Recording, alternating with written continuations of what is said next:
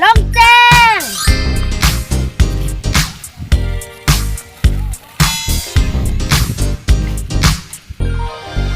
อีคิวหมายเลข12บ้านลงแจ้ง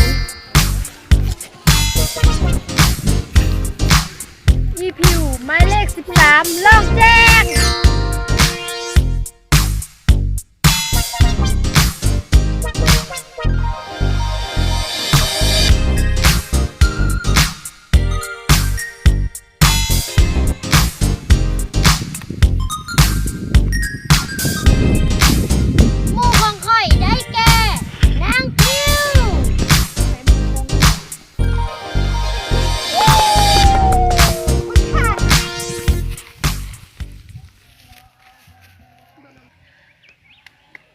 เก่งอีหลีเด็กน้อยสมัยนี้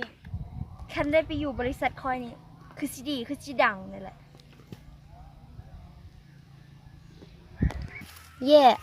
อีสัญญามาอีจิมือย่อตลอดไปอีจิมสดย่อจิรักย่อเหมือนตายเหมือนแฮม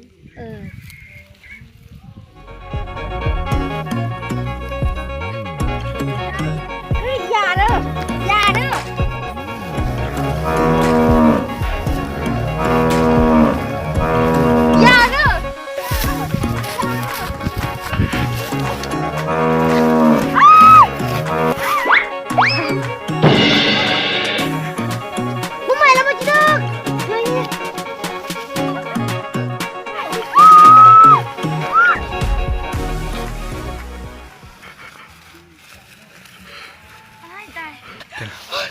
ลงอกเขาโทษทำลำโบจิดึกบ่ะเอ้ยใครบ่เข้าใจภาษาคำพูดเจ็บไหล่บ่เจ็บอยู่หัวเข่าหน่อยหนึ่งเป็นตุ้มว่าพวกน้องบ่เป็นอย่างดอกเมื่อกี้เห็นพวกน้องเดินนางแบบงามพวกน้องสนใจอยากไปอยู่บริษัทเอ้ยบ่ค่อยอยากเป็นนางแบบเอ้ยพาค่อยก็ไปเป็นเด้อบ่หงอนนะโยมมึงโยติดนี่เด้อโอ้ยมันติดดอกแย่นะมันก็นี่ตะเวียงนายเฮยมหรือน้ำติด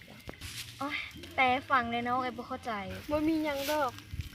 บ่มีหยังดอกอันเราบอกให้มือไว้เดี๋ยวแม่สิสอกอย่าเฝ้าเอ้ยมีแนวสิเว้าก่อนเอ้ยมีแนวสิลมก่อนเอ้ยมาจากบริษัท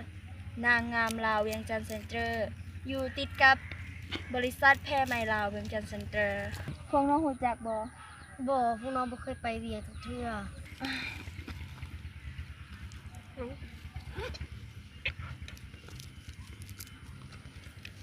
อันนี้นำบัตรเด้อถ้าอยากไปเป็นนางแบบแล้วโทรมาได้24 ชั่วโมง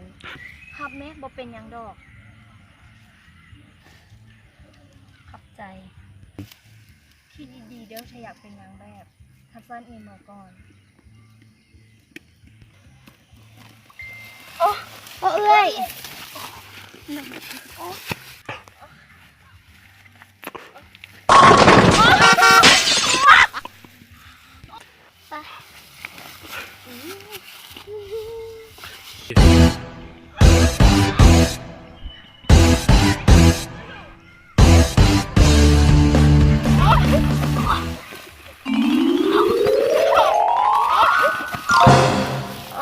ทั่วพาไอ้ลมตลอดแท้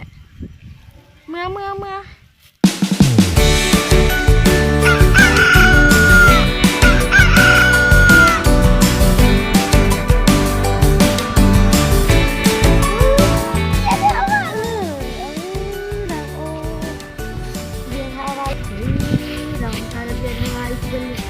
เดินกันในมือหน้า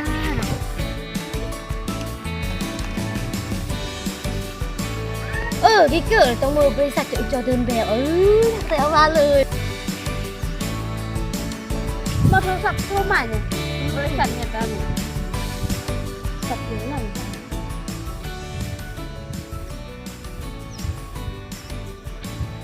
โดยอัน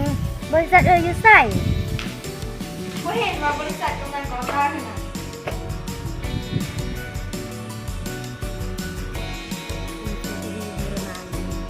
โดยกำลังไปเดินโหบริษัทนี้ละโดยมาเลยเด้อ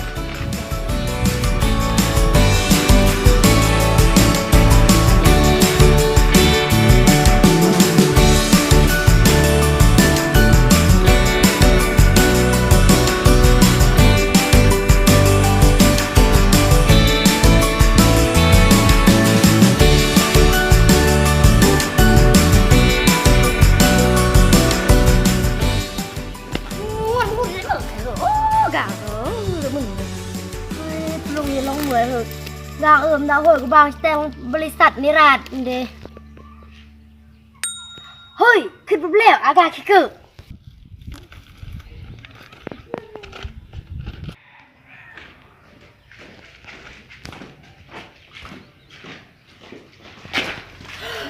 โจดูบริษัทมึงว่าสนามจะแจ้งเบียดบริษัทให้คันเจ้าบอกเขาสิบอกแล้วพอให้ลากคุณเจ้าออกไปมึงยังต้องหมูเติมเสื้อของเราเดี๋ยวเนี่ยมึงโหยนี่ข้าเป็นคนเวียงจันทร์มาแต่กำเนิดแม่นแล้วคนเวียงจันทร์บางทีมันตะลุงดอกอันนี้ก็เกิดใหญ่ตะลุงนั่นนี่โอ้ยฮานโอ้พ่อจ๋าเอ้ยจูนแม่เอียร่ะจูนนอด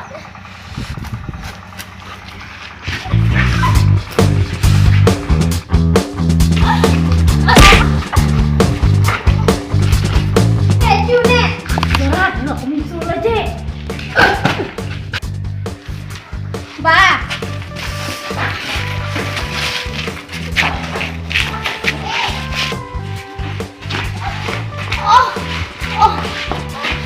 โดยเดี๋ยวสิพูดไป50 ล้านเด้อแล้วเรื่องอันบดไปเอาหันกับเจอที่เด็กบัญชีน่ะเดี๋ยวเสื้อผ้านี้ก็น่าจะสิสร้างให้คนอื่นตัดแล้วก็สิส่งให้อันเด็กน้อยส่งไปทางไทยดอกก็เป็นเดี๋ยวสิโอเคในทางไทยเด้อหยุดเดี๋ยวนี้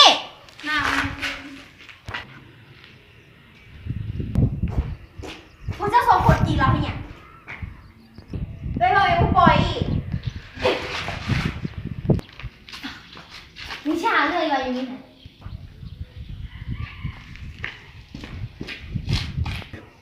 จะหู้บอกว่านางแบบสองคนนี้น่ะค่อยติดต่อมาแต่ใส่ชุดบูนผู้ใดอ้าวคือมาแต่2 คนแล้วผู้หนึ่งเองเราว่าไปเราว่าย่านโอ้ยอยากได้3 คนน่ะไม่ใช่คือมาแต่2 คนคุณนั่นเด็กอยากได้ที่สุดน่ะมีพวกน้อง2 คนบริษัทกระดังได้เมนบอมูฮักมีมารยาทหลายว่านางแบบเดี๋ยวต้มในแค่หล่นเอาเดี๋ยวเจ้า2 คนไปจัดห้องให้เราแล้วจะปลูกไอ้ชิปีไปใส่คือไม่เห็นมาซ่อมกับพวกเจ้าเรามือบ้านไปยามพอเท่าเราพอเท่าเราเป็นอย่างพอเท่าเราเป็นฤทธิ์ดวง2 คนนั้นสิเมือกับบอกคอยเห็นคอยเป็นตัวเนี่ยไปซอกสูตรให้เราไปเดี๋ยวสิไปหาลูกค้าก่อนตามมาวันนี้บอกว่าเดี๋ยวสิไปสอนเด็กน้อยคนเดินนางแบบจูน้องน้อยหากระหมาใหม่เลยเฮ้ยเบี่ยยังมือสบายเต็มตัวเลยเหรอเหี้ยมันตรอรุ่งแล้วนี่อามตอมเต็มอาบเดียธรรมศาสตร์มันสบายหากระกันแดดแถวเราเอาแล้วโอ้สจิมมาบนกำหูมันคือราดเด้ไม่อยากเกิดกันเลยเราโอมวันนี้เราเดือดตักพลังโยนแล้วแม่โหมันก่อสิบามได้หรอโยนยี่หมูกระยามันคุยจังกระบาอย่าอ่ะบ้าดูแล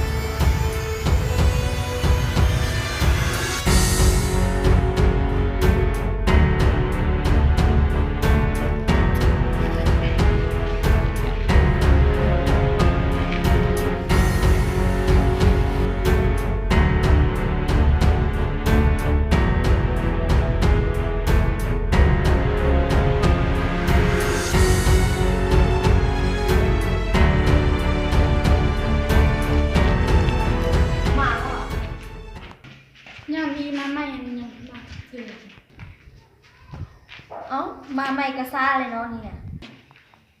ตกลงคุณเจ้าเป็นคนอะไรไปนำเรามาแล้วนี่สมนาหยุด2 คนนี้หัวคุณเก่งเนาะ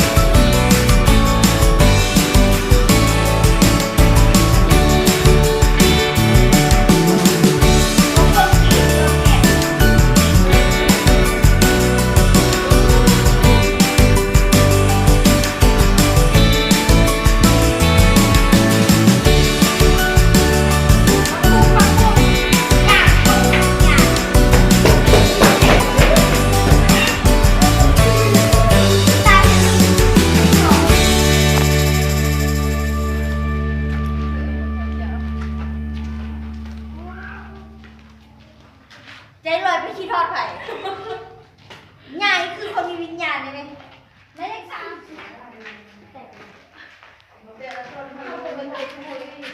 โอ้คนละเนาะแล้วแต่ไปแล้วแต่ว่า นี่กับเอ๊ะแล้วมูน่าทาเปลี่ยนมันจะมีที่ชุดจุดเดียว ใช่เบิ้งเลยได้สัญญาณเลย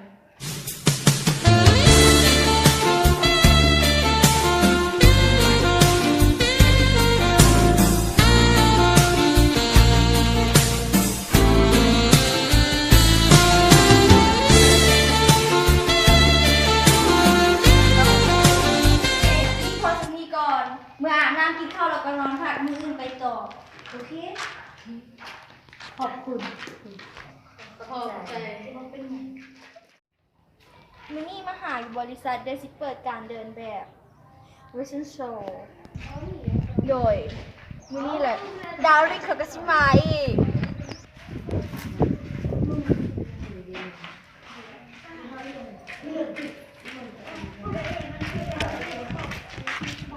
สบายดีเลยนะคะโดยสบายดีผู้นี้เป็นได้เห็นผู้นั้นเหรอโดยเรากำลังสิขึ้นเมล์และเห็นนาบริษัทเรามาบริษัทนี้อ๋อเอ้ยเคยเห็นเราแล้วไปเอ้ยสิพาไปส้มสติอะไรให้พริ้ง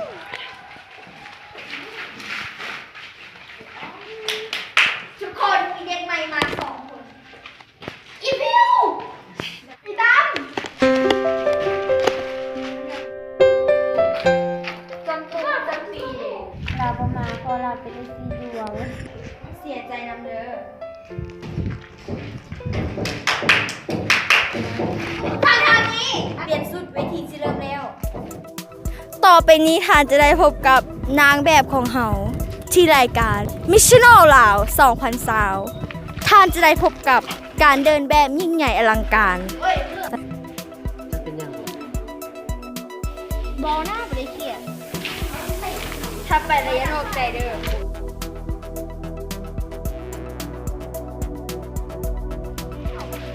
ไปซาเดียวสิบนาทีและผู้ชนะเลิศได้แก่นางสาว